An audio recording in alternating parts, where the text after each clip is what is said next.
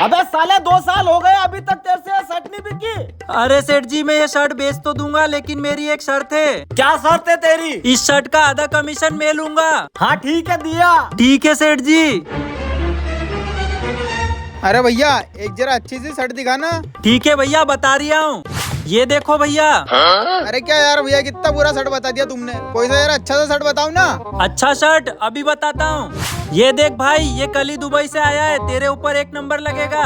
पूरा दुबई का शर्ट? वाह यार भैया 1 नंबर है ये तो। कितने रुपए हुए इसके? 1 मिनट भैया, मैं सेठ जी से पूछ के बताता हूँ। अरे सेठ जी ये शर्ट कितने की है? अच्छा ये शर्ट 5000 की हैं? अबे 5000 की। अच्छा 3000 की। भैया ये शर्ट 3000 रुपए की है।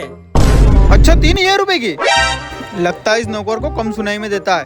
5000 की शर्ट 3000 में दे दिया। एक काम करता हूँ ले लेता हूँ। भैया दे दो ये शर्ट। ये फंस गया। ये लो पैसे। ठीक है ये लो भैया आपकी शर्ट। देखा सेठ जी, बेच दी ना मैंने वो शर्ट। अरे वाह यार तूने तो कमाल कर दिया, धोती फाड़ के रुमाल कर दिया। ये पकड़ तेरा आधा कमीशन। ठीक है।